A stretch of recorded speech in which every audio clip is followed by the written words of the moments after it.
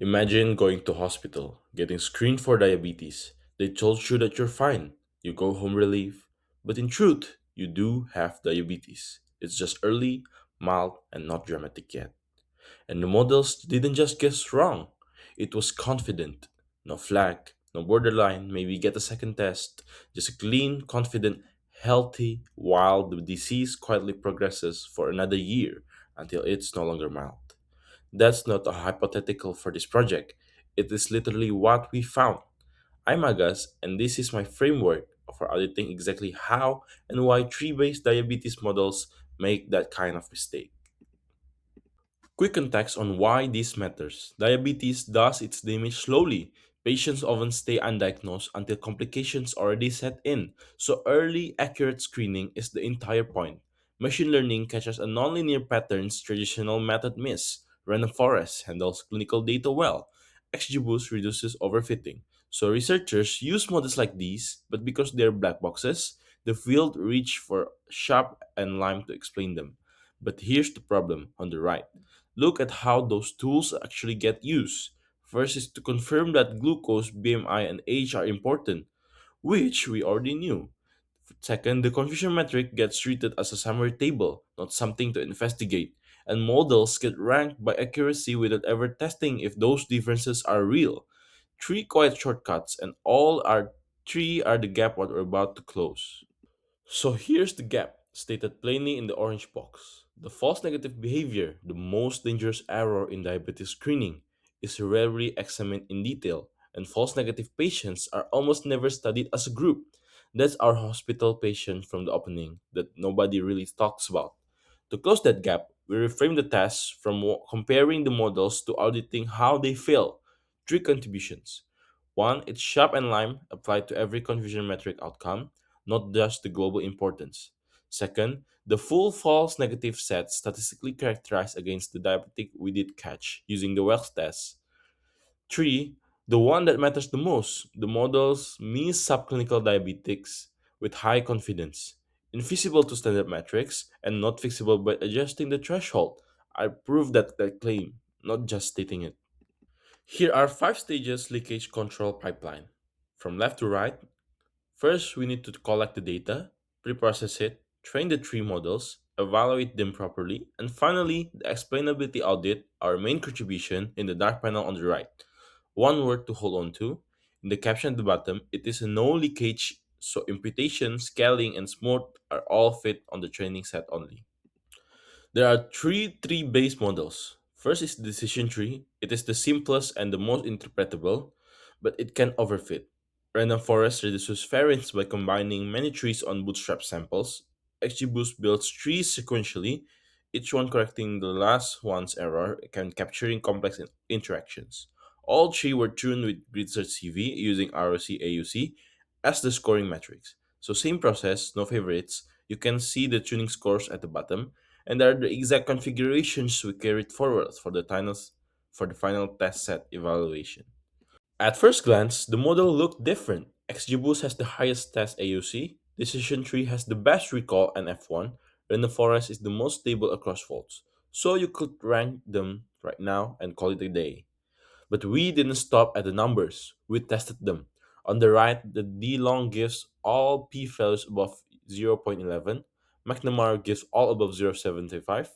No statistically different significant difference between any of these three. So the conclusion isn't pick XGBoost because it's best. It's that the model choice should follow the clinical priority, not a marginal ranking. So which frees us to ask a more useful question. How do they all fail? Here's that the same conclusion visually. All the three curves sit close together, almost on top of each other, with XGBoost on marginally above random forest and decision tree. The ordering you see is the visual only. The DeLong already confirmed those gaps are statistically significant, so discrimination is comparable across the board. Since no model clearly wins, the interesting story isn't just which one is better, it's where all of them break and what's the rest of the talk is all about.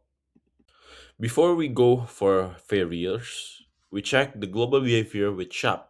Same top features across both models, glucose, BMI, and age rank highest, matching established medical knowledge, reassuring the models are clinically sensible.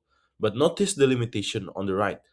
Global importance only tells us what features the most models on use on average. It doesn't tell us where the model breaks or which patient gets it wrong. For that, we have to go deeper into the confusion metric itself. Here's the confusion metrics for XG boost on the left: 73 true negatives, 27 false positive, 40 true positive, and 14 false negative. That 14 is the focus of the entire audit, or hospital patient 14 times over. On the right, sharp waterfall plots for one representative case from each cell. When the model is correct, it uses intuitive signals. High glucose and BMI push a true positive toward the diabetic, but the error refers small. Look at the panel D. The false negative, a mild profile, low glucose, push a genuinely diabetic person toward a non-diabetic. One example to know if it's a pattern, we look all at 14. This is the heart of the project. The table compares all 14 missed diabetics against the 40 we caught.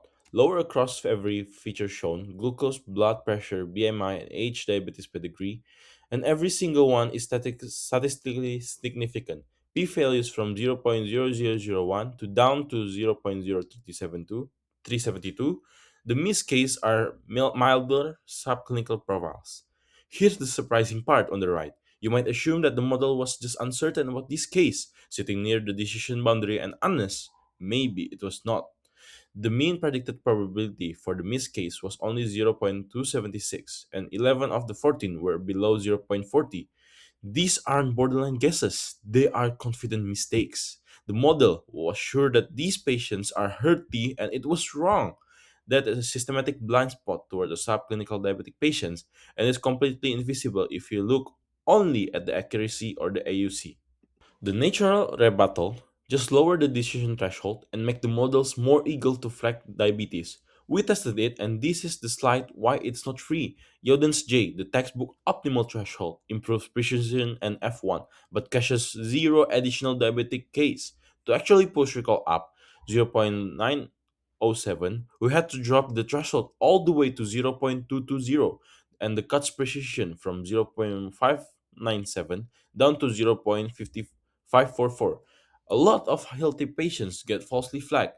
Why so expensive? Because, as we just saw, the false negative are confident error, not just the borderline ones. You can't notch confident errors across the line. You have to drag the whole threshold and accept the false alarm cost. So threshold adjustment alone is insufficient. A typically borderline cases should be flagged for human review instead.